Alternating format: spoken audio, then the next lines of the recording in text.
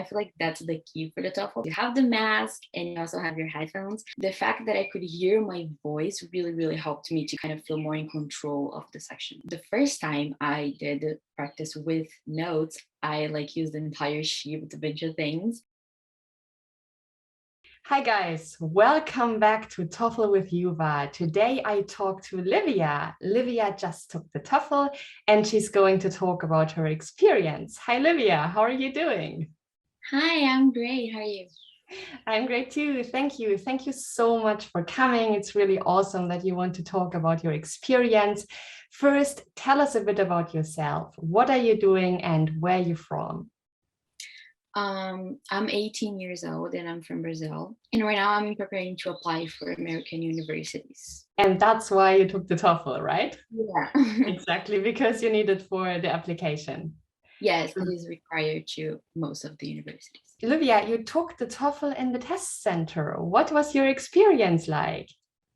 It was very normal, I would say. Everyone was wearing masks. There were like social distancing and stuff. So it was very normal, I guess, with what we are right now with the pandemic and stuff.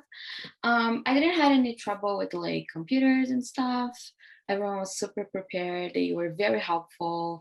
So it was really cool. So overall, you had a good test center experience. Yes, I did. Amazing. Lívia, you got a very high score on the TOEFL. How did you prepare to get such a great score? I studied for like a month before my test and I did a lot of practice tests. Like almost every day I was practicing a section, and the sections that I had more difficulties, I would like practice more. Was there a section on the TOEFL that you found hard? For me, it was writing and speaking. They were the hardest one. The writing for me ended up being harder than the speaking section because I got the extended version of the test, which is like a bit longer, the reading section and the listening section. So I was kind of tired by the writing section and I felt like that kind of took a couple points off. And the speaking section, I was nervous because it's just so little time. It went so fast. Those are the two hardest sections for me.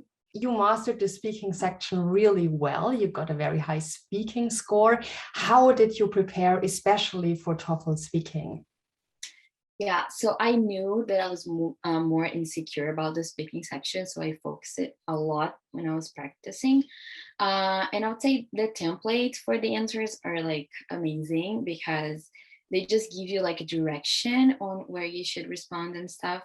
And I didn't like memorize. I wouldn't say that I memorized everything, but I just like studied and I kind of got like an idea of what the structure should be like. So that really, really helped me that day. And also like I practiced so much the speaking section that it was like so natural on the test day. Many people have asked me how test takers cope with the speaking section in the test center, because sometimes it may be that there are a lot of other test takers and they take the speaking section at the same time as you. So how did you manage to do that? The speaking section in the test center, I knew that we would have to wear a mask, and I did not practice at home. So I feel like that's a tip you guys should pay attention to. I feel like if I would be more confident at the day if I had practiced it at least once or twice with the mask on, because it gets you a little like get a little intimidated because you have the mask and you also have your headphones.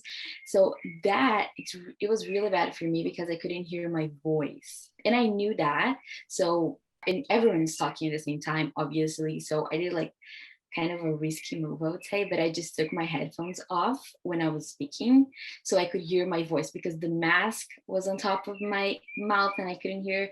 So then I just like literally hold the headphones and just speak straight to the mic with no headphones on. And I feel like because I was so nervous, I couldn't even notice anyone else in the test center. I was just like so nervous. So I was very, very focused. But the fact that I could hear my voice really, really helped me to kind of feel more in control of the section. Amazing. I think that's a great tip. And I also think that it's a good idea, if you have to wear a mask, that you practice this before so that you know what will expect you on test day. Lívia, Yeah. which task on the TOEFL was the easiest for you? The listening. The listening was very easy. Why was it easy? Oh, it was just very natural. I guess I was just like very used to hearing things in English and then answering questions about it. So it was very natural for me. Also, when I started practicing for the listening section, I didn't know that you were able to take notes. So I did the first practices without taking notes. So I would literally remember everything, like I kind of practice, kind of train my brain to remember a lot of things because I didn't know you could take notes. And I did that for the first like 4 practice tests. And then I found out that you could take notes. And I feel like that really helped me because then when I had the ability to take notes, I don't know, it really helped me increase my score. Did you have a special note-taking strategy? Not really. For the listening section, not really. So you just listened to the recording and you wrote down the most important key points, right? Yeah, as you practice more, you get like kind of an understanding of the questions and what they're asking for. So I feel like when the first time I did the practice with notes, I like used the entire sheet with a bunch of things. But then as you go, you're like, oh, they're not gonna ask this. This is very specific. Like, so you just kind of understand what they're going to ask as you practice. I feel like that's the key for the TOEFL because the test is so similar with the practice test. So as much as you practice, it's going to be the same thing in the test day. So you just kind of know what you have to know and what you don't. So you mean that it's a good idea if people do practice tests before so that they know what the questions will be about and what the recordings will be like, because then you know how you should take notes, right? Yeah, exactly. Because the test is very standard. So it's like the same pretty much, literally the same. I was impressed when I started my test. Like that's exactly what I was doing at home. So yeah, just do a practice test and you're gonna kind of feel what they're asking for. You know, little things like, oh, I don't know. Sometimes they say like, oh, I was late for class in the listening. You don't have to write that because they're not gonna ask that. That's like kind of outside the main point, you know? Yeah, I think that's excellent advice. Thank you. Lívia, how did you feel immediately after the TOEFL?